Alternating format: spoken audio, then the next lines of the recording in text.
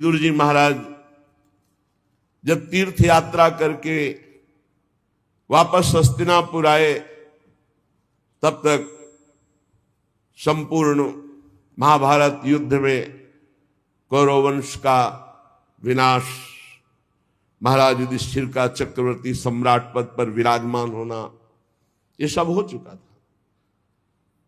आदर्श महाराज युधिष्ठिर जी बहुत जैसे प्राण आ गए हों ऐसे पूरा परिकर मिला। फिर अंदर महल में गए तो देखा धृतराष्ट्र जी को, तो एकांत की मांग की, कोई हमारे पास नहीं रहे। फिर धृतराष्ट्र जी से कहा, तुम्हें शर्म नहीं आती? तुम श्वान की तरह जीवन व्यतीत करो, अभी तुम्हें वैराग्य नहीं हुआ? बड़े कठोर वचन। ये कटु वचन क्या होते हैं? जाकर वैराग्य प्रज्वलित करते हैं। श्वान जैसा, जैसे टुकड़ा दे दो बस पड़ा रहता है। जिनको तुमने बचपन से नष्ट करने की कोशिश की, उन्हीं पांडवों के दिए हुए टुकड़े से पेट पाल कर अब कौन सा जीवन व्यतीत करना चाहते हो? उठो, अभी चलो हमारे साथ। महाराज धृतराष्ट्र भगवान की कृपा पात्र है, भगवान व्यासदेव जी द्वारा प्रकट है, कोई अज्ञानी नहीं है। युद्ध के पहले भगवान ने अक्रूर जी को भेजा था समझाने के लिए, जाओ धृतराष्ट्र को। तो धृतराष्ट्र को समझाया तो धृतराष्ट्र जी ने क्या उत्तर दिया था? बड़े ज्ञानी महात्मा धृतराष्ट्र जी, कोई साधारण नहीं है, वो लीला पात्र है। उन्होंने कहा, अक्रूर जी तुम बातें जितनी कह रहे हो सब मुझे पता है, मुझे ज्ञात है, मैं जान रहा हूं, पर मेरे हृदय में चमक कर अंतर ध्यान हो जाती है। इसका मतलब श्री कृष्ण कुछ करवाना चाहते हैं। अक्रूर जी मुझे सब ज्ञात है जो आप बोल रहे हो, मेरे हृदय में बातें चमकती हैं और अंतर ध्यान हो जाती है, इसका मतलब श्री कृष्ण कुछ करवाना चाहते हैं। और अक्रूर जी जो श्री कृष्ण करवाना चाहते हैं उसे कोई नहीं रोक सकता। महात्मा है धृतराष्ट्र जी। एकांत में हिमालय की भूमि पर एक पर्णकुटी बनाई और योगाभ्यास कराया। साक्षात मूर्तिमान धर्म है विदुर जी। इधर जब महल में प्रणाम करने के लिए महाराज युधिष्ठिर आए तो देखा ना तो धृतराष्ट्र है, न गांधारी, न विदुर जी। तो बहुत चिंतित, बहुत शोकित, शायद मेरे द्वारा कोई त्रुटि हो गई हो, मेरे सेवा में तो शंका करके वो चले गए हों। इतने में देवर्षि नारद जी आए और उन्होंने कहा, आपको चिंता करने की जरूरत नहीं है, आज के 5वें दिन महाराज धृतराष्ट्र का शरीर भस्म हो जाएगा।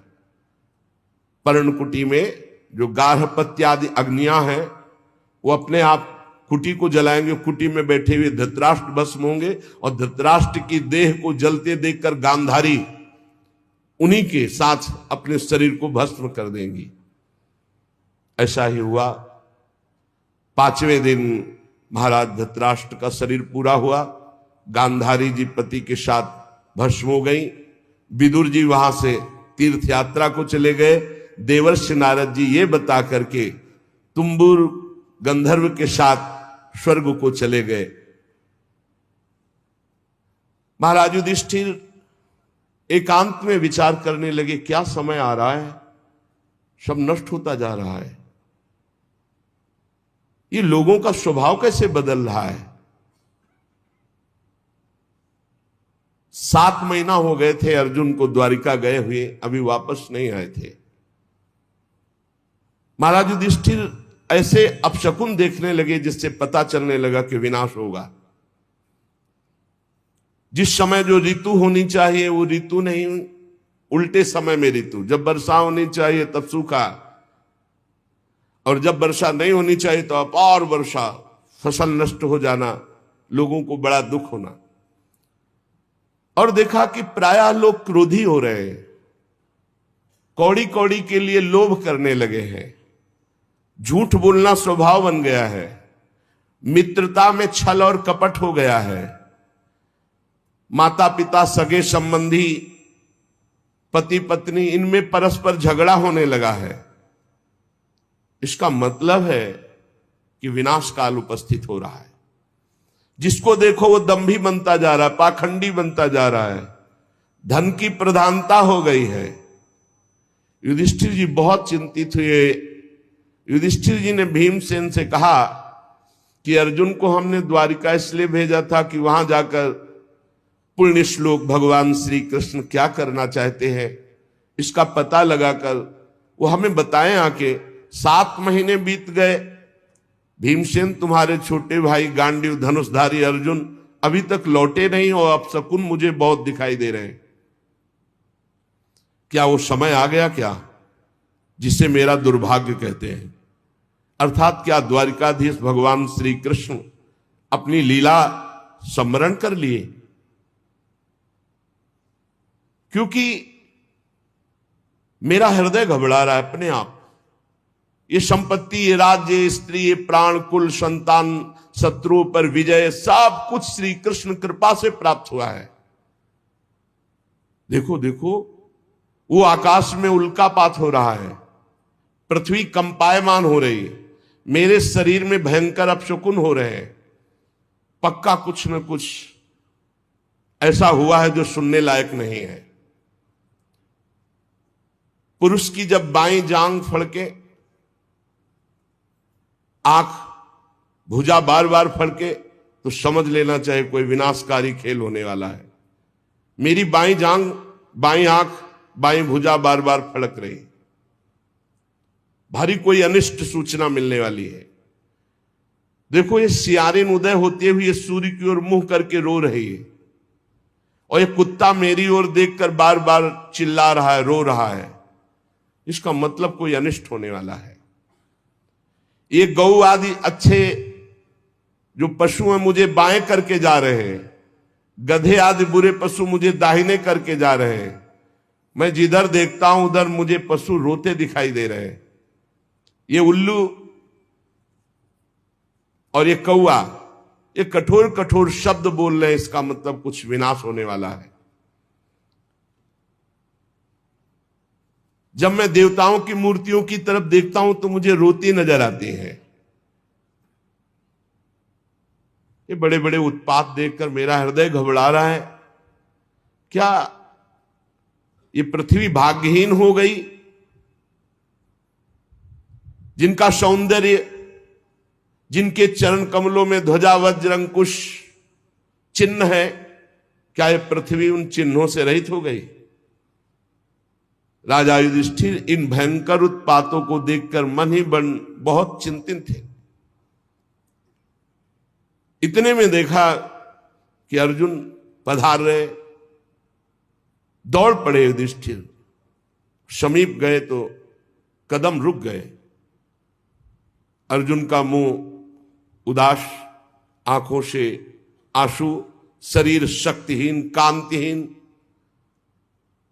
जे ही महाराज युधिष्ठिर के सामने पहुंचे अर्जुन गिर पड़े। घबरा करके युधिष्ठिर जी ने उठाया, अर्जुन से पूछा, भाई द्वारिकापुरी में सब कुशल मंगल है ना? छोटे भाई सहित मामा वसुदेव जी कुशल हैं, उनकी पत्नियां सब कुशल हैं, बलराम जी के द्वारा सुरक्षित द्वारिकापुरी, हमें लगता है सब कुशल होगा। अर्जुन कुशल ही बोलना। भक्तवत्सल ब्राह्मण भक्त भगवान श्री कृष्ण स्वजनों के साथ द्वारिका की सुधर्मा सभा में सुखपूर्वक विराजते हैं ना? आदि पुरुष बलराम जी के साथ संसार के परम मंगल, परम कल्याण, परम उन्नति के लिए यदुवंश रूपी क्षीर सागर में हमारे प्रभु जैसे विराजमान, अभी विराजमान है ना? मुझे बहुत भय हो रहा है। अर्जुन जल्दी बताओ, तुम श्रीहीन हो गए हो, तेजहीन हो गए हो। क्या तुम्हारा किसी ने अपमान कर दिया? कहीं तुमने दुर्भावपूर्ण कोई अमंगल कार्य तो नहीं कर दिया? क्योंकि अमंगल कार्य करने वाले का तेज नष्ट हो जाता है। कहीं ऐसा तो नहीं हुआ कोई पात्र आया हो तुम्हारे पास और भीख मांग रहा हो और तुमने उसको दी न हो तो तुम्हारा पुण्य नष्ट हो गया हो?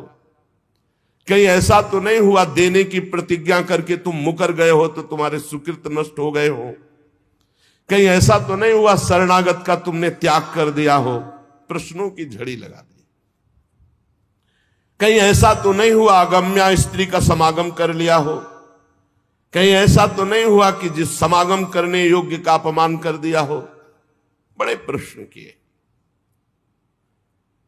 लेकिन मुझे लगता है कि ऐसा धर्म विरुद्ध आचरण तुमसे कोई हो ही नहीं सकता। बहुत संभल के बोलना, इस समय मैं बहुत घबरा रहा हूं, क्या हो गया, मुझे बहुत मानसिक पीड़ा हो रही।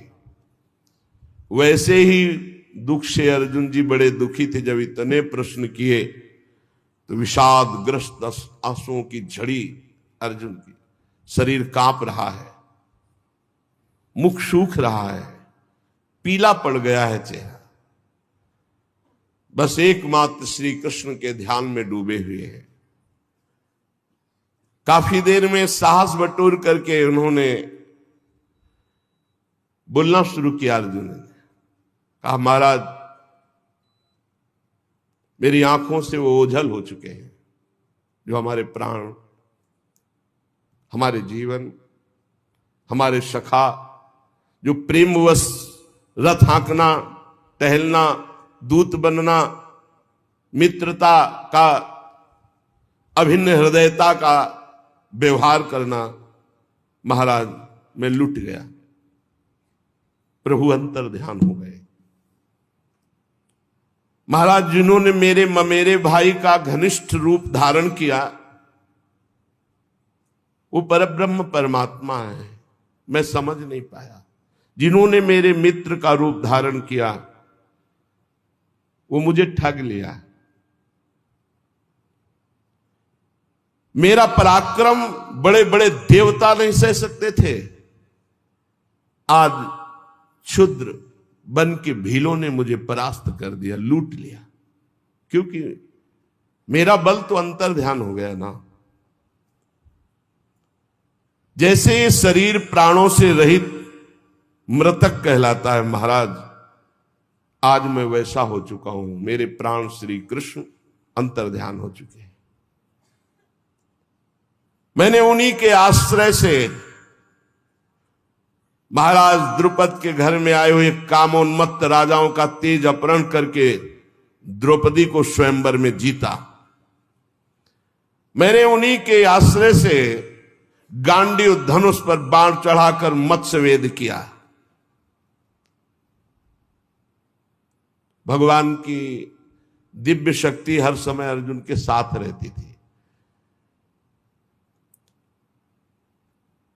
ये आज वही गांडीव हमारे हाथ में है, लेकिन मैं भीलों से नहीं जीत पाया। मैं लौट के आ रहा था भगवान के निज जनों को लेकर, लेकिन मेरे में सामर्थ्य नहीं रही, क्योंकि मेरे श्री कृष्ण अंतर दे, वही गांडीव, वही भुजाएं जिसके बल से खांडोवन को, इंद्र को भी रोक करके अग्नि को तृप्त किया। उसी से मैदानों की रक्षा की जो आपकी सभा में जल में थल, थल में जल का भ्रम करने वाली दिव्य सभा तैयार की थी। 10,000 हाथियों का बल रखने वाले जरासंध को ऐसे तिनके की तरह चिरवा दिया उन्हीं श्री कृष्ण ने भीम से। 20,000 राजाओं को मुक्त किया जो भैरव यज्ञ में बलि देने के लिए बंदी बनाए हुए था। महाराज हर तरह की विपत्ति में श्री कृष्ण सामने नजर आते थे। चाहे वो द्रौपदी को वस्त्रहीन करने के लिए कौरवों की सभा हो, या वनवास के समय दुर्योधन के षड्यंत्र से भेजे हुए 10,000 शिष्यों के साथ दुर्वासा ऋषि, हर समस्या का समाधान श्री कृष्ण थे। ये कई बार सुना चुके हैं दुर्वासा ऋषि का प्रसंग। बड़ा कठिन है किसी महापुरुष को प्रसन्न कर लेना, लेकिन जिनका भगवान से अनुराग नहीं वो लाभ नहीं ले पाते। 4 महीने दुर्वासा जी की बड़ी सेवा की दुर्योधन ने। दुर्वासा जी ने कहा, वरदान मांगो, चातुर्मास भर तुमने सेवा की, क्या चाहते हो? दुर्योधन ने ये विचार किया कि पांडवों का जड़ से नाश हो जाए, बढ़िया अवसर है। तो उनका ब्राह्मण हमारे ज्येष्ठ भ्राता महाराज युधिष्ठिर वनवास में है, आप 10,000 शिष्यों के साथ जाएं और उनका आतिथ्य स्वीकार करें। तब जब द्रौपदी जी बटलोई में प्रसाद पाले, द्रौपदी पालिए, फिर वहां कुछ नहीं। सिद्ध सूर्यदेव के द्वारा दी हुई बटलोई थी। तथास्तु कहकर दुर्वासा जी ठीक उसी समय पहुंचे जब द्रौपदी जी प्रसाद पा के बटलोई मार्जन करके रख दिया। शिष्य मंडली 10,000, आगे दुर्वासा जी। जी महाराज धर्मराज जी के समीप पहुंचे, साष्टांग दंडवत किया। महाराज आइए, आज तो हमारे अहोभाग्य, आप कृपा करके दर्शन दिए। अब पूछना होता महाराज प्रसाद पाल? हाँ हाँ, अभी यमुना स्नान करके आते हैं, अभी आते हैं प्रसाद पाने। 10,000 शिष्य सहित यमुना जी स्नान करने गए। महाराज युधिष्ठिर द्रौपदी के पास गए और द्रौपदी जी से पूछा प्रसाद पा लिया? हाँ, बटलोई मान के रख दी। मूर्छित से हो गए। द्रौपदी जी कौरव सभा से शरणागति पूर्ण पुष्ट हो चुकी थी। उठाया, आप ऐसी दशा को क्यों प्राप्त हो गए? तो उनका बटलोई में तुमने पा लिया, धो के रख दिया। 10,000 शिष्यों के साथ महाक्रोधी दुर्वासा ऋषि आते ही साप दे देंगे। अब क्या 10,000 के लिए कंदमूल फल भी एकत्रित नहीं कर सकते। द्रौपदी ने कहा, एक बटलोई का तुम्हें इतना भरोसा है? अरे जो पूरे विश्व को पवाता है वो मेरा श्री कृष्ण है, आप कोई संशय? आंख मूंदी और ध्यान करके आर्त भाव से पुकारा श्री कृष्ण। उनको कहीं आना जाना है? देखा पीतांबर फहराते हुए मुस्कुराते हुए चले आ रहे हैं। आकर के पहले कहा, द्रौपदी बहुत भूख लगी, कुछ पवा। समस्या पे समस्या। अरे महाराज इसी समस्या से तो आपको याद किया है। नहीं कृष्ण ने बाद में, बड़ी भूख लगी, कुछ खाने को दो। द्रौपदी ने फिर गदगद कंठ से कहा, प्रभु ऐसे तो मेरे बड़े भाग्य हैं कि आप ऐसे कह रहे, पर प्रभु इस समय कुछ नहीं है, बटलोई मांझ के रख दिया। अच्छा तो जरा बटलोई लाना। ये कर तुम अकर तुम अन्यथा कर तुम सर्व समर्थ भगवान का प्रताप देखो। कोई साधारण स्त्री भी जूठा पात्र थोड़ी धो के रखे कि रख दिया उसमें सीख जरा भी शीत लगा हुआ है। फिर ये तो पतिव्रता है, देवी है, ये कोई स्त्री से प्रकट है क्या? द्रौपदी यज्ञ से प्रकट है। दूसरी बात, जब भगवान सूर्य ने कह दिया कि द्रौपदी के पाने के बाद कुछ नहीं बचेगा तो कुछ नहीं बचेगा। लेकिन श्री कृष्ण है, एक साक का शीत निकाला।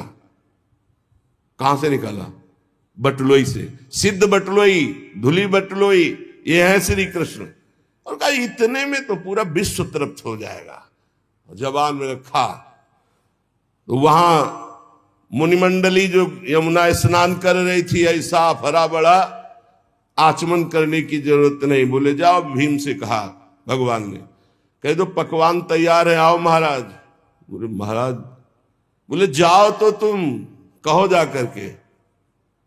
जो ही भीमसेन गए तो वहां सब दुर्वासा जिसका, महाराज रसोइये ने ऐसे सुंदर व्यंजन बनाए, आप पधारे। तो उनका देखो आचमन करने की जगह नहीं। वैसे तो अगर 2 मिनट लेट हो जाते तो हम सब भाग जाते यहां से, क्योंकि किसी के सामर्थ्य नहीं है। शिष्यों ने कहा गुरुजी आदेश मत कर देना, आचमन करने की जगह नहीं। उनका वरदान मांगो। तो बोले जिस भाव से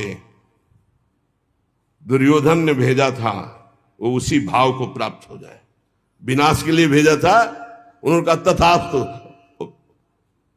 अर्जुन जी कह रहे हैं जिनके बल से बड़े भारी दुस्तर संकट दुर्वासा से हम बच पाए,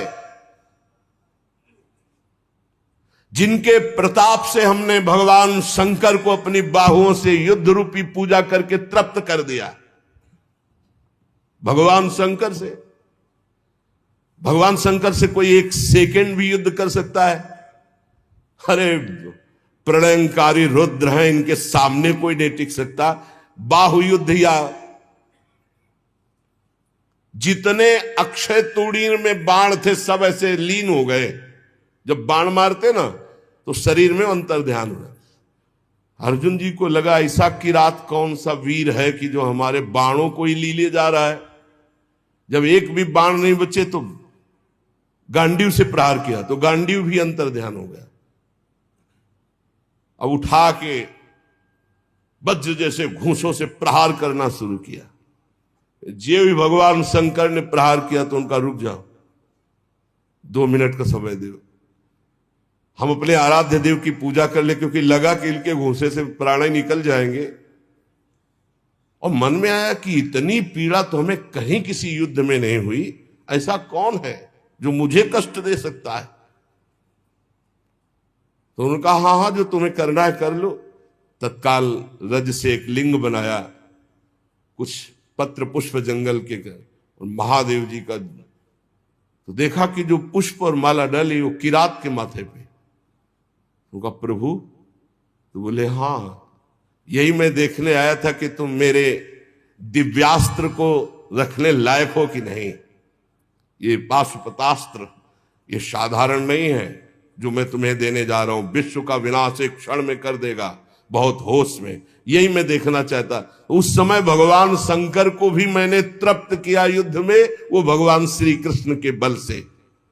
यत्तेज साथ भगवान युद्ध शूल पाणिर विस्मापिता सगिरिजोस्त्र मदान निजम में, वो प्रसन्न होकर अपना निज अस्त्र मुझे प्रदान किया। महाराज, जिन श्री कृष्ण के प्रताप से देवराज इंद्र की सभा में देवराज के सिंहासन पर आधे पर बैठने का मुझे अधिकार मिला, जिन श्री कृष्ण के प्रताप से देवताओं ने मेरी पूजा की, ऐसा मैंने युद्ध किया, निवात कवच नामक दैत्यों का विनाश किया, आज मैं उनसे रहित हो गया हूं। अर्जुन जी कह रहे, महाराज मैं अपार शोक से युक्त हो रहा हूं।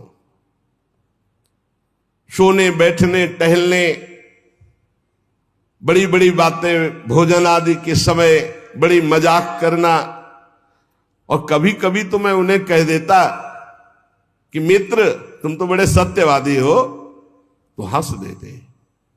वो महापुरुष मैं समझ नहीं पाया।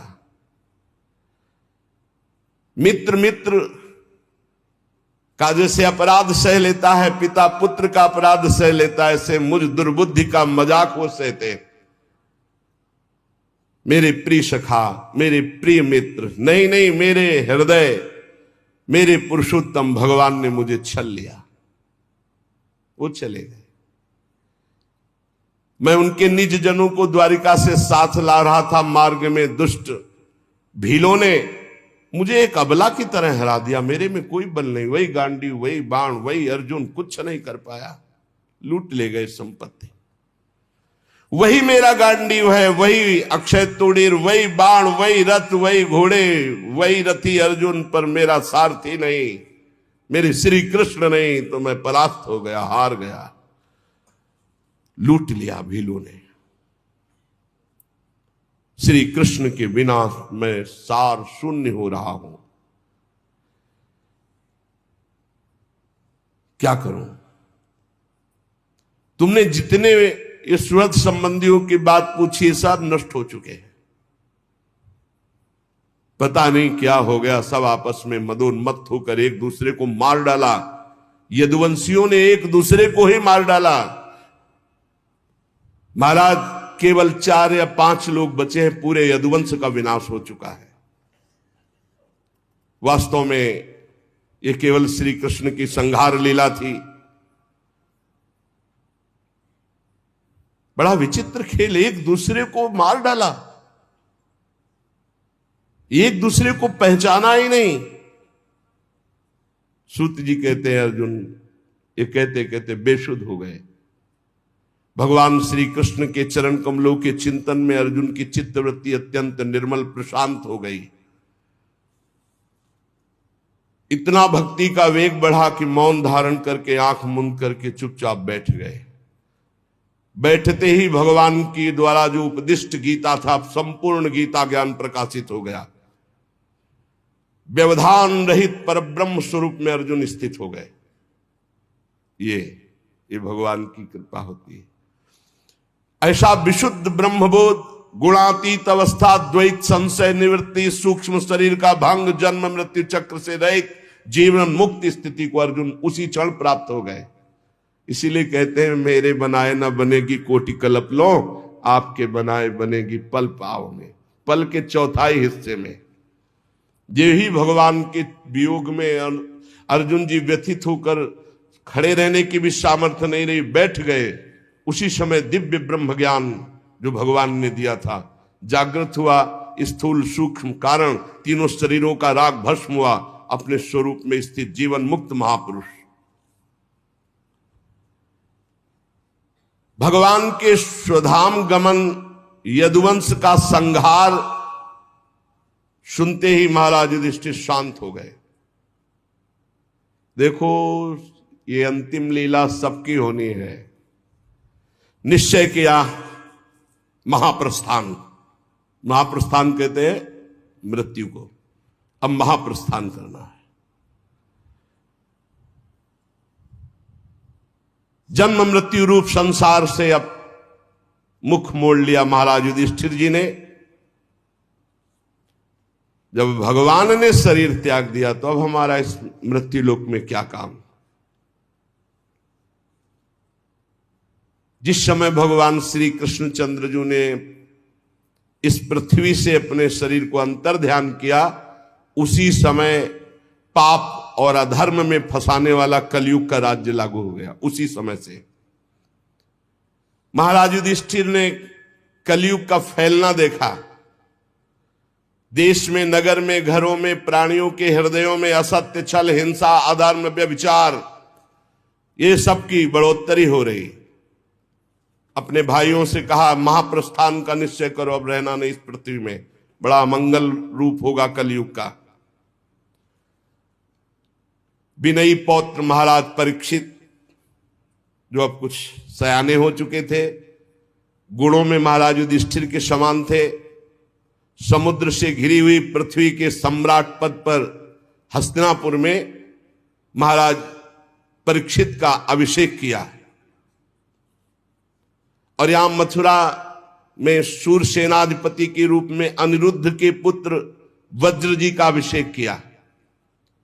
इसके बाद युधिष्ठिर जी ने प्राजापति यज्ञ करके आह्वानी अग्नियों को अपने में लीन किया और जड़वत होकर जैसे पागल बाल खोल लिए, सब वस्त्राभूषण उतार दिए, एक चीर वस्त्र लंगोटी धारण किया, भावना से वाणी को मन में, मन को प्राण में, प्राण को अपान में, अपान को उसकी क्रिया मृत्यु में, मृत्यु को पंचभूत शरीर में लीन कर दिया।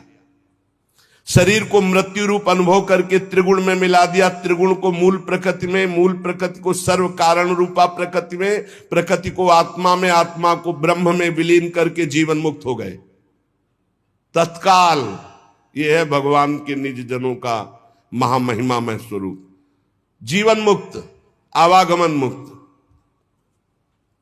पहले मुक्त, अब चीर वस्त्र धारण किया और नियम लिया कि मुख में ना जल जाएगा ना अन्न जाएगा। जब तक प्राण है ना अन्न ना जल। मौन, केश खोल लिए और बिना किसी को देखे सुने बोले निकल पड़े। पर ब्रह्म स्थिति उत्तर दिशा की ओर बढ़ते चले जा रहे हैं। भीमसेन, अर्जुन, नकुल, सहदेव, द्रौपदी, इन्होंने जब देखा कि भैया इस महाप्रस्थान को, तो ये भी महाप्रस्थान को भगवान श्री कृष्ण के चरणों का सब ध्यान करते हुए महाराज युधिष्ठिर के पीछे पीछे महाप्रस्थान। सबकी बुद्धि एकमात्र कृष्णाकार, सबकी बुद्धि श्री कृष्ण में लगी हुई। फलतः एक एक गिरते जा रहे हैं। भीमसेन बताते जा रहे हैं, द्रौपदी गिरी, नकुल, सहदेव हिमालय में, एक बार भी पीछे मुड़कर नहीं देखा। अर्जुन गिरे, भीमसेन में अकेले महाराज, सीधे विमान आया था महाराज युधिष्ठिर जी के लिए, और ये शरीर छोड़कर दिव्य लोक को पहले ही प्राप्त हो गए। भगवान के प्यारे भक्त पांडवों के महाप्रयाण की इस पवित्र मंगलमयी कथा को जो पुरुष सुनता है वो निश्चय ही निष्पाप होकर मोक्ष को, भगवत धाम को प्राप्त होता है। पांडवों का महाप्रयाण, जब महाराज परीक्षित ने देखा कि निरपेक्ष होकर हमारे पूज्य जन प्राण त्यागने के लिए हिमालय को चले गए, ब्रह्म ऋषियों के चरणों की आराधना करके पूरी पृथ्वी का शासन महाराज परीक्षित करने लगे। यहां से जाना है, देखो सब कितना वैभव, सब क्या है, शरीर छोड़ा, भजन है तो ठीक है, भजन नहीं तो व्यर्थ है, ये सब नौटंकी नाटक है, 4 दिन का, मरने के बाद कुछ नहीं, और सबको मरना पड़ता है भाई। जब भगवान अंतर ध्यान हो गए, ये महापुरुष अंतर ध्यान हो गए, तो अपने लोग तो घास फूस की तरह है। महाराज परीक्षित उत्तर की पुत्री इरावती से विवाह किया, उनके जन्मेजय आदि 4 पुत्र हुए। कृपाचार्य को आचार्य बनाकर गंगा तट पर 3 अश्वमेध किए महाराज परीक्षित ने, और ब्रह्म ऋषियों को खूब पुष्कल दक्षिणा दी। यज्ञ में जिस देवता को बुलाया जाता स्वयं प्रकट होकर आहुति ग्रहण करते, क्योंकि महाभागवत महाराज परीक्षित के द्वारा यज्ञ हो रहे।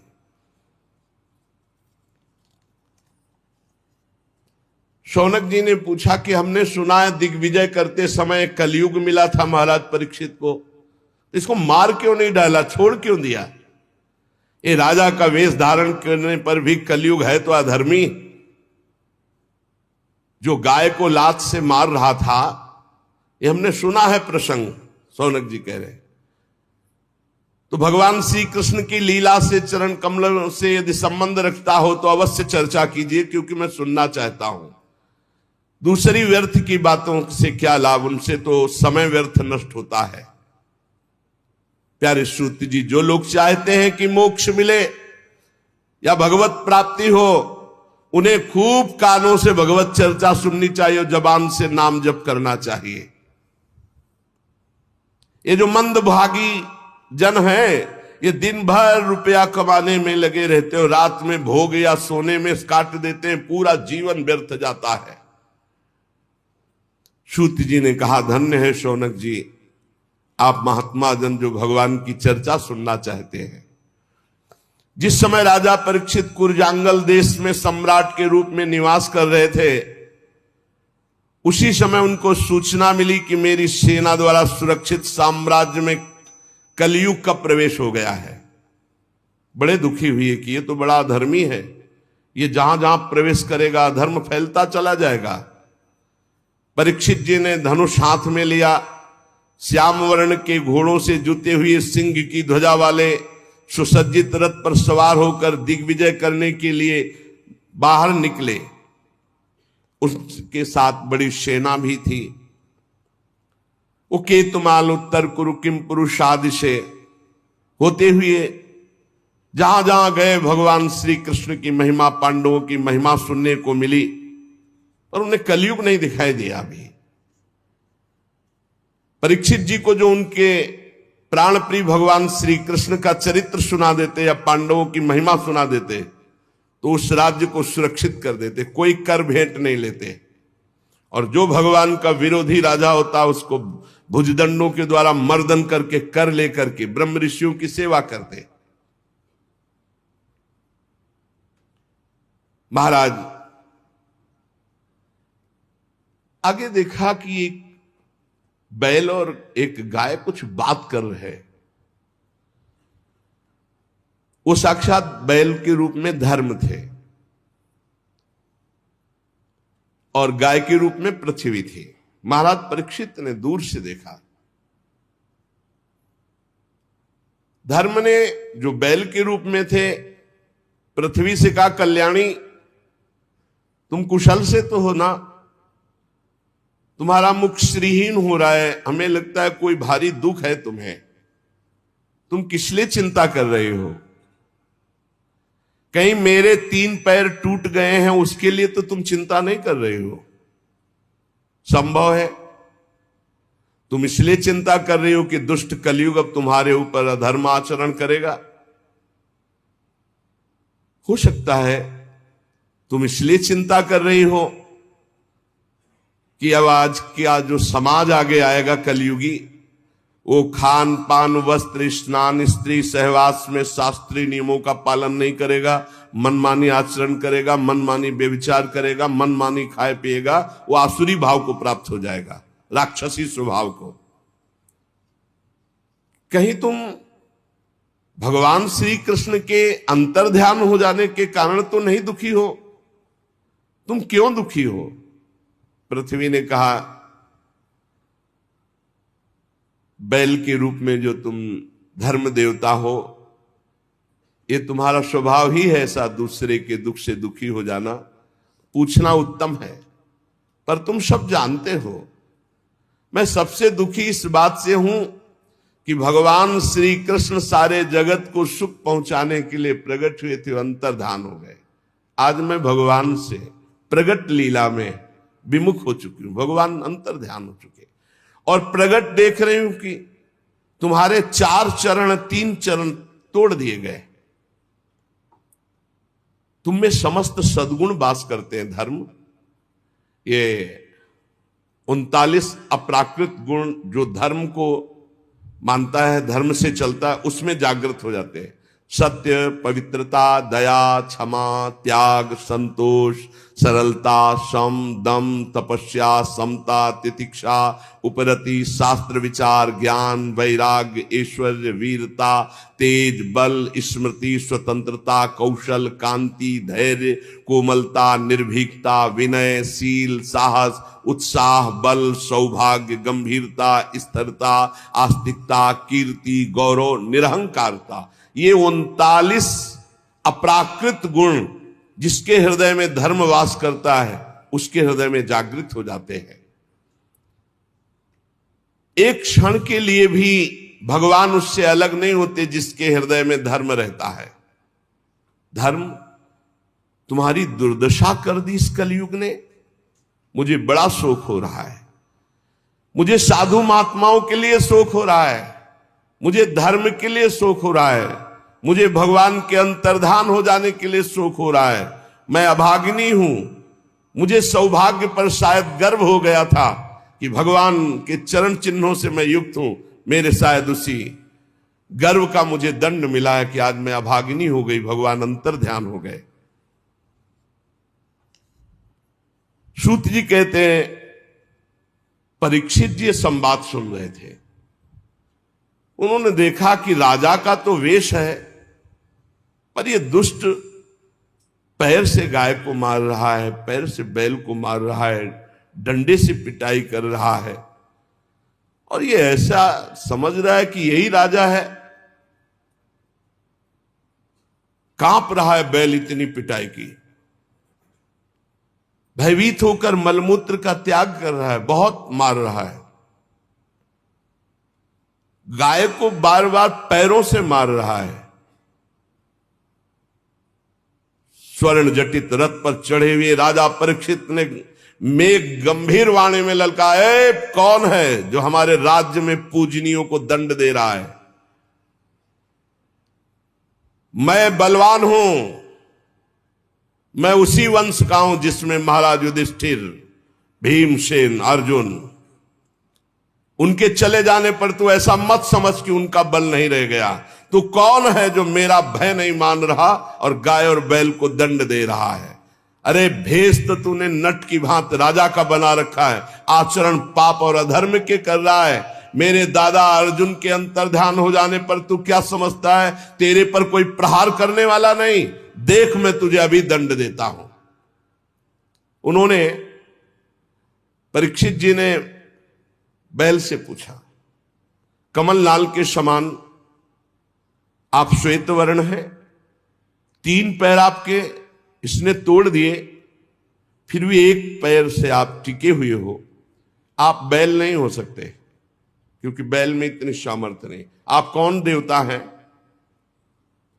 अभी ये भूमंडल कुरवंशी नरपतियों के बाहुबल से सुरक्षित है। मैंने अभी तक अधर्म नहीं देखा, आपके साथ केवल देखा है। और ये आंसू बहाती हुई गाय ये क्यों शोक कर रही? और ये कौन है जो निर्भय होकर तुम पर प्रहार कर रहा है? मैं दुष्टों का दंड देने वाला हूं। देवी, मेरे राज्य में कोई दीन को, धर्म को तनिक भी कष्ट पहुंचाए तो मेरी कीर्ति, आयु, ऐश्वर्य, परलोक सब नष्ट हो जाए। मेरा परम धर्म है, उसे मैं जानता हूं। सुरभिनंदन, आप 4 पैर वाले हैं, 3 पैर आपके तोड़ दिए। आप कौन हैं? आपका कल्याण हो, आप बताइए। अगर कोई देवता भी होगा तो मैं उसकी बाजूबंद से भुजा काट डालूंगा यदि आपको कष्ट दे। आप निश्चित निर्भय हो जाइए और परिचय बताइए कि आप कौन हैं और आपको दुख देने वाला है कौन है। धर्म ने कहा, राजन देखो, धर्म कभी किसी का दोष वर्णन नहीं करता, साक्षात धर्म बोल रहे। धर्म ने कहा, राजन आप महाराज पांडु के वंशज हैं, आपका इस प्रकार आश्वासन देना आपके योग्य है, क्योंकि आपके पूर्वजों के श्रेष्ठ गुणों ने भगवान श्री कृष्ण को उनका सारथी और दूत तक बना दिया। शास्त्रों के विभिन्न वचन, इसलिए मैं निर्णय करके नहीं बता सकता कि मुझे दंड कौन दे रहा है, क्योंकि जिस शास्त्रों का वर्णन है कि द्वैत है ही नहीं कोई दूसरा, तो फिर दुख का कारण क्या हो सकता है? अज्ञान ही तो है, दूसरा कोई है नहीं, द्वैत है ही नहीं। कोई कोई प्रारब्ध को दुख मानते हैं तो उसमें प्रारब्ध भी तो अपने कर्म के द्वारा बनता है। कोई कोई स्वभाव को मानते हैं तो स्वभाव भी तो अपना ही होता है। और कोई कोई ईश्वर को दुख का कारण मानते हैं, तो ईश्वर कैसे दुख दे सकता है, क्योंकि अपना कर्म ही दुख देता है। इसलिए मैं बताने में असमर्थ हूं कि कौन मुझे दुख दे रहा है। आप अपनी बुद्धि से निर्णय कर लीजिए कि मुझे कौन दुख दे रहा है। ये बात सुनकर के बहुत प्रसन्न हुए परीक्षित और समझ गए। परीक्षित ने कहा, मैं जान गया तुम बैल नहीं हो, तुम साक्षात धर्म हो, क्योंकि धर्म कभी किसी को दोषी नहीं ठहराता। अवश्य भगवान धर्म का मैं साक्षात वृषभ के रूप में दर्शन पा रहा हूं। आप अपने को दुख देने वाले का नाम इसलिए नहीं बता रहे हैं, ध्यान देना, कि जो पापी पाप करता है, पाप करने के कारण नरक प्राप्त होता है, वही उस पापी की पाप चर्चा करने वाले को मिलता है। यह धर्म का सिद्धांत है। इसीलिए जब कोई प्रश्न करता है तो उसको ये कहते, सब में भगवत भावना करो, अपना भोगेगा, तुम उसकी निंदा मत करो। तुम तो करत जे अनसहन निंदक तीनों पे अनुग्रह क्यों, क्योंकि धर्म है, भगवत मार्ग है। सिद्धांत निश्चित है कि मन और वाणी से किसी की निंदा नहीं की जाती। तो आप धर्म है इसीलिए आपने निंदा नहीं की और कहा खुद विचार लीजिए कि कौन मुझे कष्ट दे रहा है। लेकिन महाराज आपके तो 4 चरण हैं, तपः शौचम दया सत्यमिति पादा कृतेकता, तपस्या पवित्रता दया और सत्य, ये 4 चरण हैं। अधर्म के अंश गर्व आसक्ति और मद से 3 चरण नष्ट हो चुके हैं। अब आपका 4था चरण एक केवल सत्य बच रहा है, वो भी लड़खड़ा रहा है। तपस्या पवित्रता दया ये सब नष्ट कर दिया कलयुग ने, थोड़ा सत्य बचा है, वो भी लड़खड़ा रहा है। असत्य से पुष्ट हुआ ये अधर्म रूपी कलयुग उसको भी नष्ट कर रहा है। ये गाय के रूप में साक्षात पृथ्वी है। भगवान ने इनका भारी बोझ उठाया था, मैं समझ गया। ये राजा का स्वांग बना करके धर्मद्रोही पापी कलयुग है, मैं इसे अभी मारता हूं। कलयुग ने देखा कि प्रत्यंचा चढ़ा ली और बाण संधान कर लिया, तो तुरंत उसने मुकुट उतारा और दौड़ करके चरणों में गिरे। महाराज मैं आपका शरणागत हूं, मेरी रक्षा करो। महाराज परीक्षित के चरणों में मुकुट रख दिया कलयुग ने।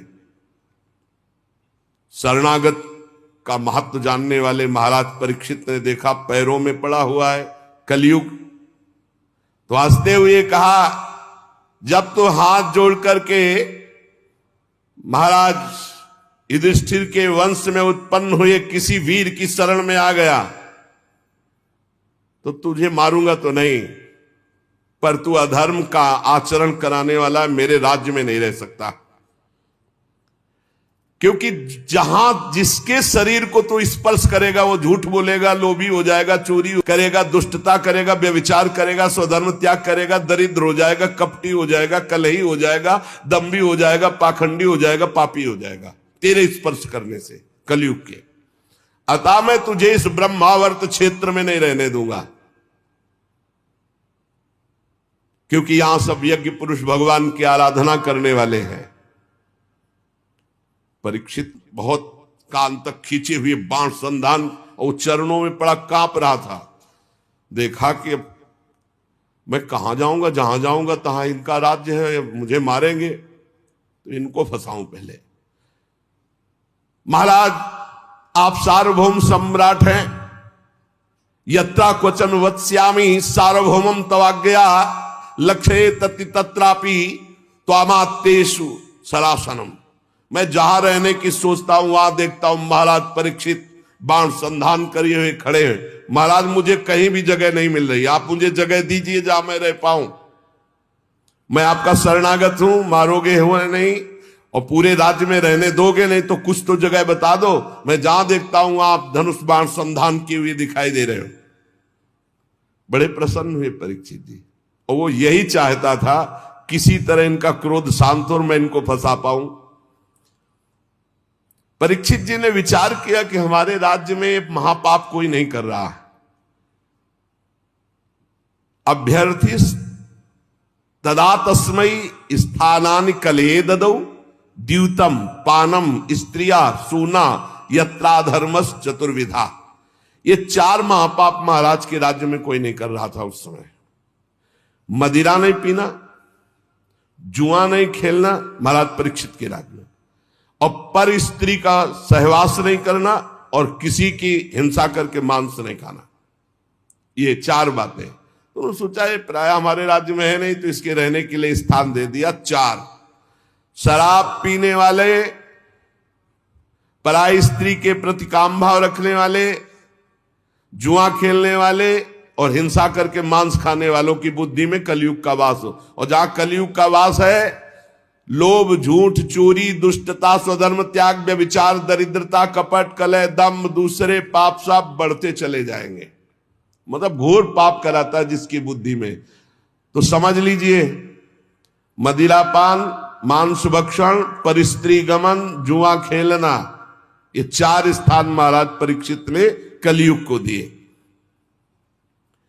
और उन्होंने कहा महाराज आप तो ये सब कूड़ा करकट दे दिए और आपके राज्य में ऐसे है नहीं, मुझे डर लगता है। कोई एक तो स्थान महाराज हम पर दया करो, कोई एक स्थान तो थोड़ा। महाराज परीक्षित विचार करने लगे और कहा हमारे राज्य में कोई चोरी भी नहीं करता, तो जो स्वर्ण की चोरी करे उस पर। बोले बस बस बस महाराज बस, पर्याप्त है, पर्याप्त, आगे का काम तो हम करवा लेंगे, बस स्वर्ण की चोरी, धन की चोरी। अर्थात जब जुआ खेला जाता है तो इसमें झूठ की प्रधानता होती है, जब शराब पिया जाता है तो इसमें अहंकार की प्रधानता होती है, जब स्त्री संभोग किया जाता है तो काम की प्रधानता होती है, जब हिंसा की जाती है तो वैर की प्रधानता होती है, और जब धन आदि की बात होती है, अधर्म के द्वारा घूस आदि लेना, ये सब स्वर्ण चोरी के अंतर्गत है, तो रजोगुण की प्रधानता होती है। और रजोगुण छाया हुआ कलयुग ने सोचा अब किसी की भी बुद्धि नहीं बकाया रखेंगे, सब में हमारा वास हो जाएगा, क्योंकि रजोगुण चोरी, कहीं ना कहीं छल कपट छुपाओ, बस इतने में हमारा प्रवेश हो जाएगा। परीक्षित ने 5 स्थान दिए, जुआ खेलना, शराब पीना, परस्त्री गमन करना, हिंसा मांस खाना और रजोगुण चोरी करना, छल कपट किसी भी तरह से धन का अपहरण करना। कलयुग 5 स्थान का वास स्वीकार करके बड़ी सावधानी से देखने लगा कि किसमें झूठ है, किसमें अहंकार है, किसमें काम है, किसमें वैर है, किसमें रजोगुण है। कौन शराब पीता है, कौन परिस्त्री गमन की भावना रखता है, कौन मांस खाता है, कौन जो मिले बस। और चोरी तो बढ़ना शुरू हो गया, बुद्धि भ्रष्ट कर दी। राजा परीक्षित ने अपने पुण्य बल से धर्म के तीनों चरण जोड़ दिए, तपस्या, पवित्रता और दया, और चौथा तो सत्य था ही। आश्वासन दिया जब तक हमारा राज्य है तब तक आप सुरक्षित रहेंगे। अभिमन्यु नंदन राजा परीक्षित बड़े प्रभावशाली। सूत जी कहते हैं, अद्भुत कर्मा भगवान श्री कृष्ण की कृपा से राजा परीक्षित अपनी माता की कोख में अश्वस्थामा के ब्रह्मास्त्र से भगवान की कृपा से नहीं जले, भगवान का दर्शन पाया। लेकिन एक घटना घट गई कि एक छोटे ब्रह्म ऋषि बालक के शाप ने उनको भस्म कर दिया। तक्षक सर्प काटेगा आज के 7वें दिन और तुम मर जाओगे। तो वो बात ऐसी हुई, ब्रह्मास्त्र नहीं जला पाया, लेकिन ब्रह्म ऋषि के वाक अस्त्र ने भस्म कर दिया। पर प्राण उनके भयभीत नहीं हुए। वो गंगा तट का आश्रय लेकर भगवान सुखदेव जी के मुख से श्रीमद् भागवत सुनकर भगवत प्राप्ति की। कलयुग में एक बहुत बड़ा गुण है, इसीलिए परीक्षित ने इसको मारा नहीं। इसमें मन से पाप करने पर कोई दंड नहीं मिलेगा। अन्य युगों में मन से भी मानसिक पाप का भी दंड मिलता था। इसमें जब तक शरीर से कर्म नहीं बनेगा तब तक उसका पाप दंड नहीं मिलेगा। और पुण्य तो मन से करने पर लाभ में प्राप्त हो जाएगा। जैसे चलते हैं, कल जो है वृंदावन की परिक्रमा लगा, अचानक कोई घटना घटी, कोई ऐसा आप नहीं कर पाए तो आपको वो मिलेगा। कलयुग का एक बहुत बड़ा प्रताप कि इसका मानसिक संकल्प से पुण्य कर्म तो प्राप्त हो जाता है, लेकिन पाप कर्म का फल नहीं मिलता। गोस्वामी जी ने भी लिखा है, कलिकर एक पुनीत प्रतापा, मानस पुण्य होए और नहीं पापा। तो यहां कह रहे बड़ा भारी इसमें लाभ है। अगर मानसिक पाप का फल मिलता तो हमें लगता है कि नरक ही मिलता और कोई रास्ता ही नहीं रहता, क्योंकि मन तो गंदी गंदी बातें सोचता रहता है। परंतु पाप कर्म तभी लागू होगा जब शरीर से क्रिया होगी, संकल्प मात्र से नहीं। और ये कलयुग प्रमादी लोगों पर ज्यादा आक्रमण करता है, जो समय व्यर्थ करते हैं। नाम जप करो, भगवत लीला गायन करो। कभी कहां कलयुग है, कहां इस समय कलयुग है? जब भगवत चर्चा सुन रहे, भगवत नाम कीर्तन, भगवत भजन, तो अब बैठ के इधर उधर भोगों का चिंतन करोगे, गंदी बातों का।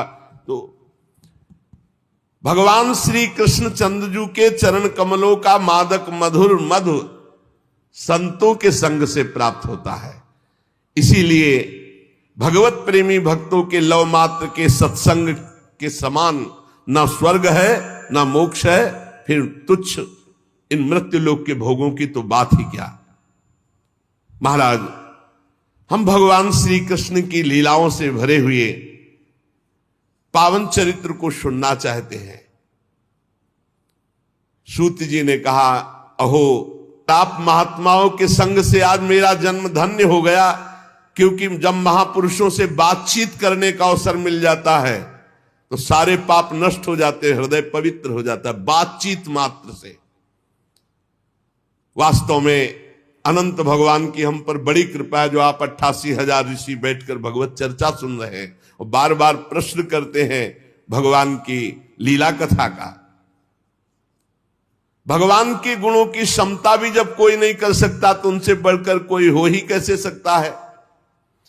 उनके गुणों की विशेषता समझाने के लिए इतना कह देना पर्याप्त है कि लक्ष्मी जी अपने को प्राप्त करने की इच्छा से प्रार्थना करने वाले ब्रह्मादि देवताओं को छोड़कर भगवान के ना चाहने पर भी उनके चरण कमलों की रच का सेवन करती है। ब्रह्मा जी ने भगवान के चरणों का प्रक्षालन करने के लिए जो जल समर्पित किया, वही जल गंगा जी के रूप में आज त्रिभुवन को पावन कर रहा है और भगवान देवादिदेव महादेव अपने माथे पर उसे धारण किए हुए हैं।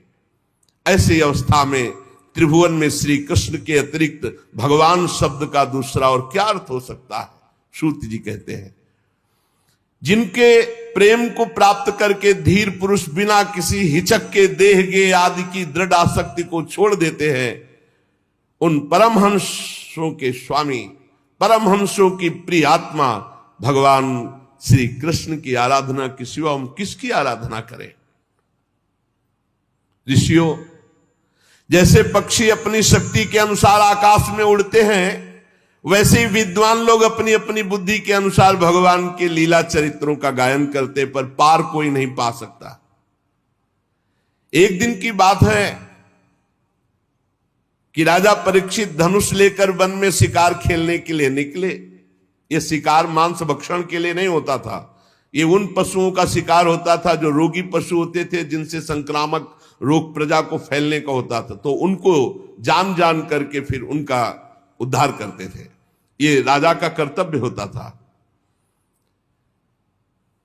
महाराज शिकार खेलने में बहुत आज पीड़ा को प्राप्त हुई, भूख प्यास थकान, पता नहीं क्यों अभी तक नहीं हुआ था, क्योंकि कलयुग ने विचार किया कि इन्हीं के ऊपर सवार हो। हमने संतों से सुना कि जब जरासंध का वध हुआ तो उसका जो मुकुट था वो भीमसेन ले आए थे। तो आज पता नहीं क्या महाराज परीक्षित के, संतों से सुना है हमने, महाराज परीक्षित ने वही मुकुट धारण किया, जो ही धारण किया सो कलयुग उसमें विराजमान हो गया। तो आज थोड़ा ही अभी उनको प्यास लगाई, बड़ी भूख लगाई, शरीर में बड़ी थकान, ऐसा कभी नहीं हुआ था। क्या जंगल में वो जलाशय नहीं थे क्या? क्या राजा के पास सुविधा नहीं होती क्या राजा कभी अकेले जाता है? सैनिक और व्यवस्था, चक्रवर्ती सम्राट है, कोई साधारण आदमी थोड़ी है कि धनुष बाण उठाया और शिकार को चल दिए। पूरा वैभव, बड़े बड़े सरोवर, बड़े हुक्म कर देते तो कौन सी बात थी जो वहां पूर्ण ना हो जाती। लेकिन सबको छोड़कर अकेले एक ऋषि के आश्रम में निकल चले गए, रोक दिया सबको, ऋषि के आश्रम में गए। देखा वहां शांत भाव, शरीर देह भाव से ऊपर उठे हुए समाधि में स्थित महापुरुष, जिनके इंद्रिय प्राण मन बुद्धि सब ब्रह्माकार है,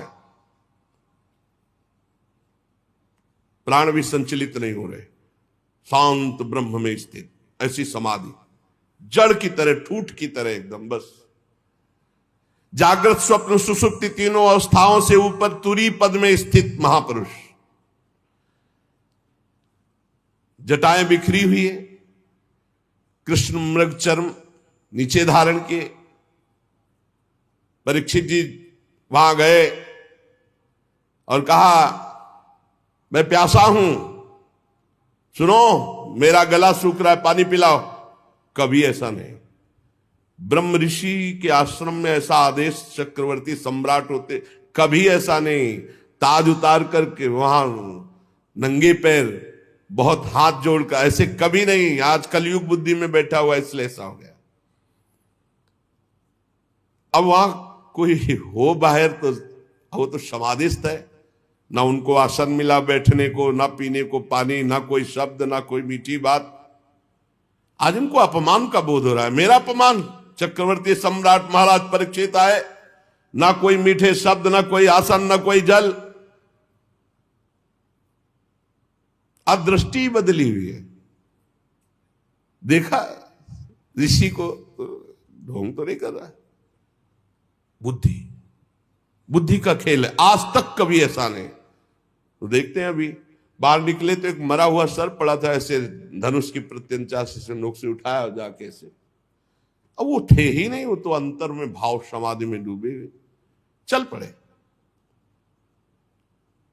पहला जिंदगी का, इसमें लिखा हुआ है, पहला जिंदगी का घटना अवसर था जो ये अपराध बना महाराज परीक्षित। आज तक कोई अपराध नहीं बना।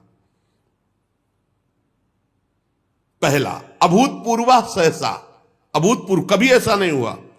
ये पहली बार हो रहा है, क्योंकि खोपड़ी में कलयुग बैठा है। मरा हुआ सांप डाल दिया, उपहास करते हैं, राजधानी में चले आए। मन में सोचते आए, महात्मा जो है मुझे देख करके आंख बंद कर लिया होगा कि क्या राजाओं से बात करें, हमारा राजाओं से क्या प्रयोजन है, झूठ मूठ समाधि का ढोंग कर रहा है, इतना सोच जाना।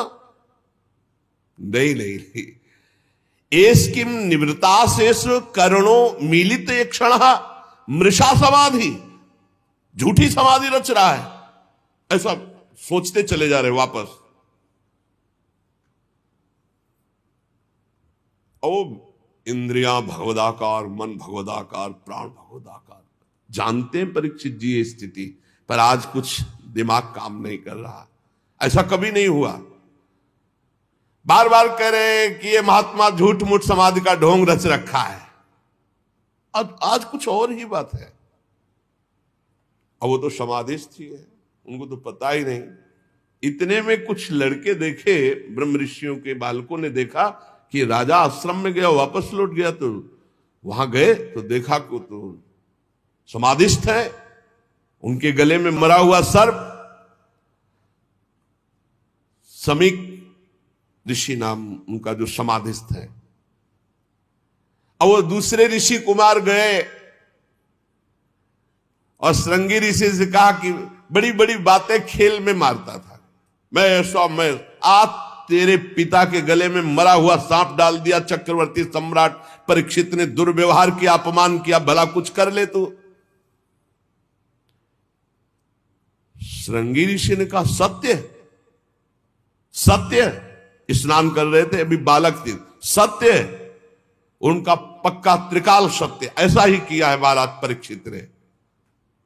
था उन्होंने कहा, हो अधर्मा पालानाम पीमनाम बलिभुजामिव स्वामिन्यघम यद दासानाम द्वारपानाम सुनामिव। ये चक्रवर्ती सम्राट कहलाने वाला ये उच्छिष्ट भोजी कौआ इतना संड मुसंड हो गया कि हम ब्रह्म ऋषियों की मर्यादा को भंग कर रहा है। ये हमारा दास होकर दरवाजे पर रहना चाहिए, घर में जाकर स्वामी का अपमान करने का अधिकार इसको किसने दिया? ब्रह्म ऋषियों के सामने सब झुकते हैं, सब सेवक है, इसे द्वार पर खड़े रहना चाहिए था। ये घर में घुस करके ऐसा अपराध कैसे कर दिया? क्या समझता है? भगवान श्री कृष्ण परम धाम चले गए तो कोई शासन करने वाला नहीं। अरे हम ब्रह्म ऋषि बालक हैं, आज इस मर्यादा तोड़ने वाले उद्दंड राजा को मैं दंड दूंगा। ऐ ऋषि बाल को मेरा तपोबल देखो। छोटे बालक है श्रृंगी ऋषि, तुरंत आचमन किया, लाल लाल आंखें क्रोध से, और ऋषि कुमार ने कौशिकी नदी का जल लिया और वाणी रूपी वज्र का प्रयोग किया। एक कुलांगार परीक्षित वहां है नहीं, मेरे पिता कभी अपमान के योग्य नहीं। समीक ऋषि जो समाधि अवस्था को प्राप्त है, तूने उनका अपमान किया और समझता है कि तुझे कोई दंड नहीं दे सकता। तो सुन, मैं सत्य तुझे दंड दे रहा हूं वाणी का। आज के 7वें दिन भयानक विषधर सर्प जो तक्षक है वो आएगा और तुझे डसेगा और तेरी मृत्यु होगी, कोई तुझे नहीं बचा पाएगा। इस शाप दिया।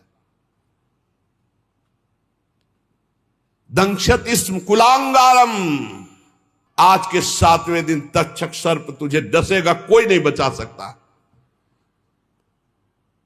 इसके बाद साप देने के बाद भागते हुए आए और देखा पिता के गले में मरा हुआ सर्प हटाया और पिता से लिपट कर रोने लगे। जब बहुत हिलाया डुलाया, रो रहे हैं, धीरे धीरे धीरे धीरे उनकी वृत्ति वाह्य दशा को प्राप्त हुई। आंख खोली और पूछा, बेटा तुम क्यों रो रहे हो? ब्रह्म ऋषि के बालक हो, ऐसे कैसे रुदन कर रहे हो? तो उनका पिताजी वो राजा परीक्षित आए थे, वो तो बड़े कड़वे शब्दों में बोल रहे हैं, और उसने आपका अपमान करते हुए मरा हुआ सर्प आपके गले में डाला, और मैंने उसको आज दंड दे दिया है कि 7 दिन में तक्षक सर्प 7वें दिन आएगा और तुझे डसेगा, तू मर जाएगा। अरे ये क्या किया तूने? इतने बड़े धर्म से युक्त धार्मिक राजा को ऐसा दंड दिया जाता है? नहीं नहीं, तू बालक है, मूर्ख है, तूने बड़ा पाप कर दिया। समीक ऋषि ने कहा, परीक्षित कहीं शाप के योग्य है, पर खेद है कि तेरे वचन मिथ्या नहीं किए जा सकते। ये बात समझ, पिता है ब्रह्म ऋषि बालक, तो उनका खेद है कि अब तेरे वचन मिथ्या नहीं किए जा सकते। ये तो बहुत बड़ा दंड है, तेरी बुद्धि कच्ची है, तू अभी साधुता को नहीं समझता है। अरे भगवत स्वरूप राजा है, वो आया था, कुछ इससे क्या जाता है भाई? चाहिए तो ये था हम खड़े होकर अर्घ देते, उनको जल पिलाते, पर हम थे नहीं, समाधि में थे। अरे राजा ना हो तो हम भजन नहीं कर सकते, अराजक तत्व बढ़ जाएंगे और वो हमारे भजन में विक्षेप पहुंचाएंगे। बड़ा तूने गलत किया। परीक्षित बड़े यशस्वी और धर्म धुरंधर है, वो आए हुए थे, उनका हमें सम्मान करना चाहिए। ना समझ बालक, तूने शाप दे दिया। हे भगवान, दोनों पर कृपा करो, अर्थात श्रृंगी ऋषि पर भी और परीक्षित पर। अब उधर परीक्षित जी महाराज जे ही जाकर के मुकुट उतार कर, ये क्या, मैं इतने बड़े महात्मा के आश्रम गया, ना प्रणाम ना नमस्कार, ऊपर से मरा हुआ सर्प, ये मेरी बुद्धि को क्या हो गया? और मैंने दोष दर्शन किया कि ये पाखंड कर रहे, नाटक कर रहे, समाधि, ये कैसे हो गया? हे भगवान, वो बहुत व्यथित है और मन में विचार रहे हैं, बड़ा पश्चाताप है। वो मन में विचार रहे हैं कि भगवान मुझे कोई भयानक दंड मिले, मैंने बहुत बड़ा अपराध किया। पवित्र हृदय है ना, मैंने महात्मा का अपमान कर दिया, इसके फलस्वरूप शीघ्र से शीघ्र भारी कोई घटना घटे और हमारे ऊपर विपत्ति आवे, मैं दुख भोगूं। मैंने एक संत का अपमान कर दिया। मैं ऐसा चाहता हूं, हे ईश्वर, हे परमात्मा, मेरा प्रायश्चित इस पाप का जरूर हो, कोई न कोई अशुभ बात सुनने को मिले, कोई न कोई दंड मिले, जिससे मैं दोबारा कभी ऐसा दुस्साहस न करूं। ऐसा हो कि ब्रह्म ऋषि क्रोध करके मेरे राज्य को, मेरी सेना को, मेरे खजाने को भस्म कर दे, या मुझ दुष्ट को ही नष्ट कर दे। परीक्षित जी ऐसा जाकर के सोच रहे हैं। इस प्रकार चिंता कर ही रहे थे कि समीक ऋषि के द्वारा भेजे हुए 2 ऋषि वहां पहुंचे।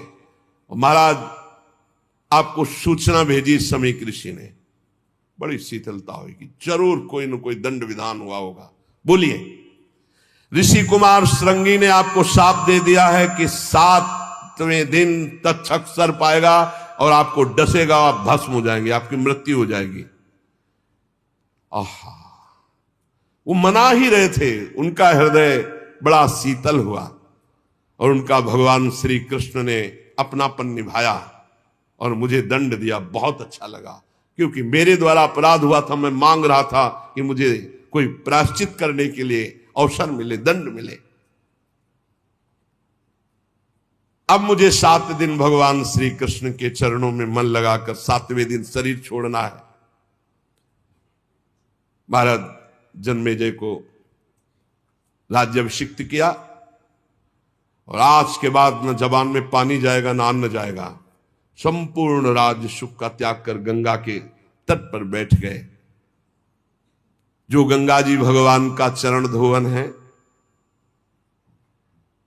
लोकपालों सहित समस्त लोकों को पावन करती हुई गंगा जी, उन्हीं के समीप जाकर मरणासन व्रत लिया।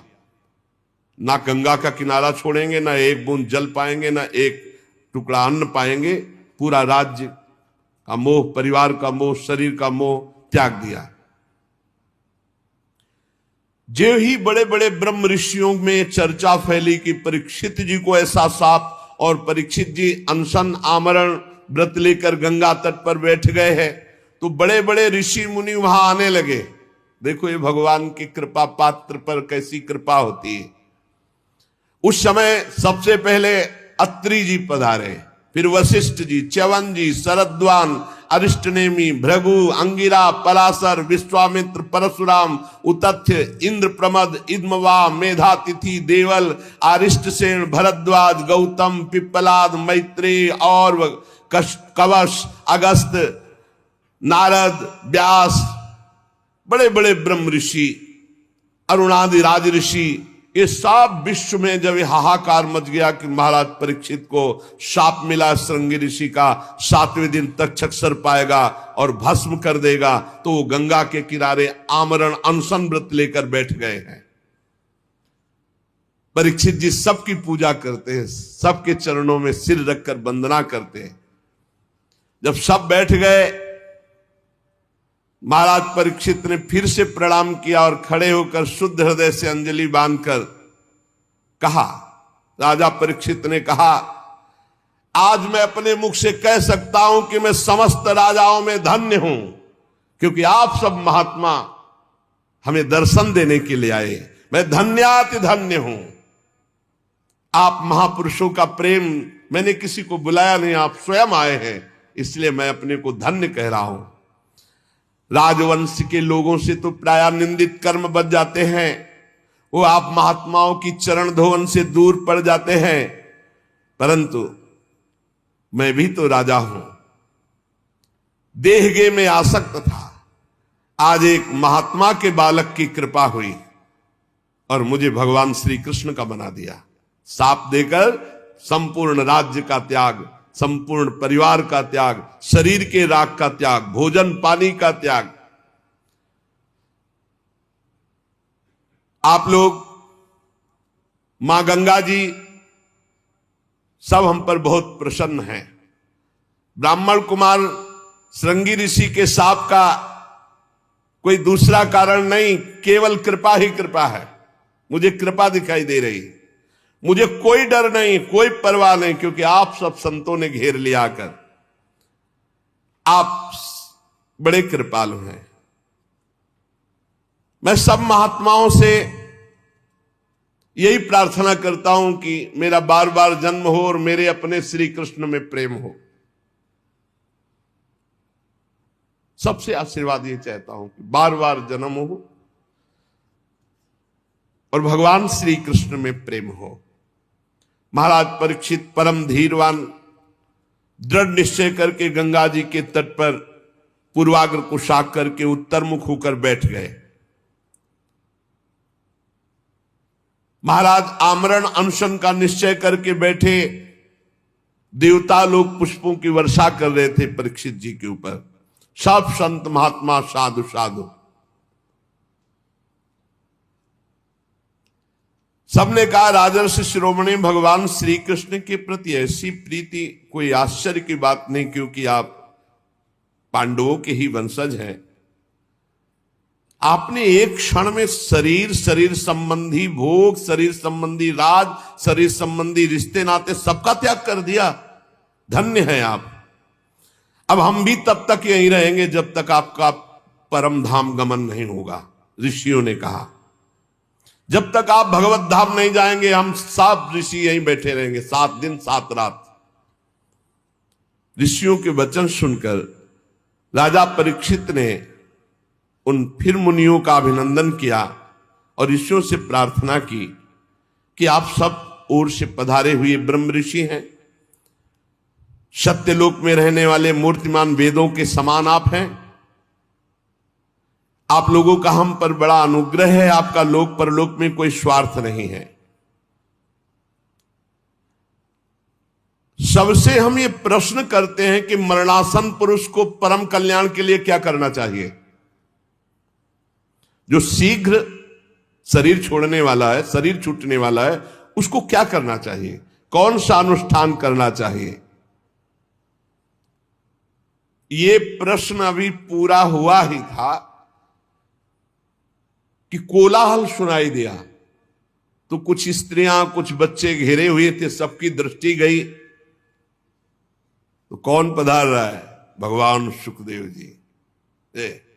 दिगंबर, शरीर में कोई वस्त्र नहीं, 16 वर्ष की अवस्था, कमल नयन, मत वाले भगवान के प्रेम में तत्राभवत् भगवान व्यास पुत्रो यदृच्छया गामट मानोनपेक्षा अलक्षलिंगो निज लाभ तुष्टो वृत्तश्च बालैरवधूत वेशा। सबने देखा, अरे भगवान श्री सुखदेव जी सब खड़े हो गए, सब ब्रह्म ऋषि खड़े हो गए। ये पराशर जी भी हैं, व्यास जी भी हैं, वशिष्ठ जी, बाप बाबा पर बाबा सब खड़े हो गए, क्योंकि ऐसी स्थिति गर्भ से ही परम त्यागी श्री कृष्ण अनुरागी ब्रह्मबोध संपन्न व्यासनंदन भगवान श्री सुखदेव जी कोई बाह्य आश्रम चिन्ह नहीं, आत्मानुभूति से संतुष्ट बच्चों और स्त्रियों ने घेर रखा है, वेश अवधूत का अलवास्त। कोई कंकड़ मार रहा, कोई उपहास कर रहा, कोई समझ ही नहीं पा रहा कि किस कोटि के महापुरुष।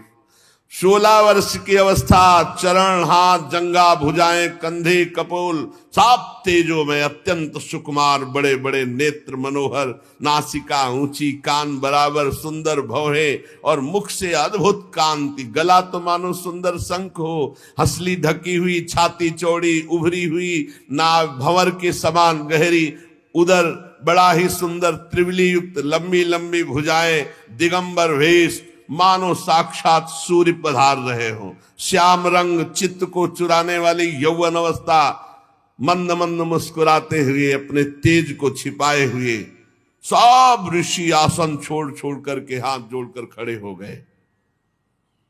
राजा परीक्षित तो एकदम आनंद मगन हो गए कि श्रृंगी ऋषि का साप क्या हुआ, वरदान से भी बढ़कर इतने बड़े बड़े महापुरुषों का साक्षात्कार। जाकर साष्टांग दंडवत किया, सुखदेव जी को लाए और वहीं रेत पर सुंदर आसन पर विराजमान की, पूजा की। जो आसपास घेरे हुए थे उन्होंने देखा इनकी पूजा हो रही तो छोड़ छोड़ के चले गए। ब्रह्मर्षि, देवर्षि, राजऋषियों का समाज बैठा हुआ है उच्चासन पर। सुखदेव जी महाराज, सब महात्माओं ने आदर किया। शांत भाव, अर्ध खुले हुए नेत्र, सुखदेव जी बैठे हुए दिगंबर। परीक्षित जी ने पुनः आकर चरणों में सिर रखकर प्रणाम किया, हाथ जोड़कर मधुर वाणी से कहा। परीक्षित ने कहा, ब्रह्म स्वरूप भगवान, आज हम क्या अपने भाग्य की बड़ाई करें, आप स्वयं पधारे। वैसे तो अपराधी हूं, पर हमें संत समागम मिला, इसलिए मैं अपने को धन्य भाग कह रहा हूं। पता नहीं कौन सा पुण्य, इसीलिए कहते हैं भक्त के जीवन में कोई भी घटना घटेगी वो महामंगलमयी होगी। अरे बड़े बड़े तीर्थों को तीर्थ बनाने वाले आप सब महात्मा, इतनी कृपा, इतनी बुलाओ तो एक महात्मा नहीं आ सकते, ऐसे महापुरुष हैं सब पूरे विश्व के महात्मा। और श्री सुखदेव जी, इनको तो कहा निमंत्रण कार्ड भेजे, ये तो हर समय आत्मलाभ में संतुष्ट अवधूत बनकर विचरण। एक से एक परीक्षित जी ने कहा, आज आप सब महात्माओं के दर्शन से मैं परम पवित्र, कोई भय नहीं है। अब दर्शन, स्पर्श, पाद प्रक्षालन, आसन आदि का जो मुझे अवसर दिया गया आप सब महात्माओं के लिए, महायोगिन, आज मैं बहुत खुश हूं, बहुत प्रसन्न हूं। मुझे यही लग रहा है कि पांडवों का पक्ष लेने वाले भगवान श्री कृष्ण आज हम पर बहुत प्रसन्न है। जब द्रवहि दीन दयालु राघव तो साध संगत, अरे आप जैसे महात्माओं का सानिध्य, मैं उन्हीं के कुल में उत्पन्न हुआ हूं, शायद उसी पक्षपात का निर्वाह कर रहे हैं। भगवान श्री कृष्ण की कृपा ना होती तो आप जैसे एकांतवासी अवधूत परमहंस स्वयं पधार कर हमें सुख दे रहे। श्री सुखदेव जी का पधारना, परम गुरु, हमारे पास समय बहुत कम है, इसलिए हम आपको समस्त साधनों में परम प्रवीण साध्य को प्राप्त हुए जानकर आपसे प्रश्न कर रहा हूं कि मरणासन पुरुष को क्या करना चाहिए। यही प्रश्न था, जब उठाया था तभी श्री सुखदेव जी पधारे। मनुष्य मात्र का क्या कर्तव्य है, क्योंकि सब मरणासन है, उनको तो 7 दिन बाद ही तक्षक काटेगा, अपने को 7 मिनट का भरोसा नहीं। क्या श्रवण करे, क्या जप करे, क्या स्मरण करे, क्या साधना करे, क्या भजन करे। भगवत स्वरूप मुनिवर, आपका दर्शन अत्यंत दुर्लभ है और वो मुझे सुलभ हो गया। तो अब मैं इस प्रश्न का उत्तर चाहता हूं कि मरणासन पुरुष को क्या करना चाहिए, क्या श्रवण करना चाहिए, क्या जप करना चाहिए, क्या स्मरण करना चाहिए, उसको क्या करना चाहिए। अब इसका उत्तर भगवान श्री सुखदेव जी ने जो शेष चर्चा आगे। श्री राधा वल्लभ लाल की जय।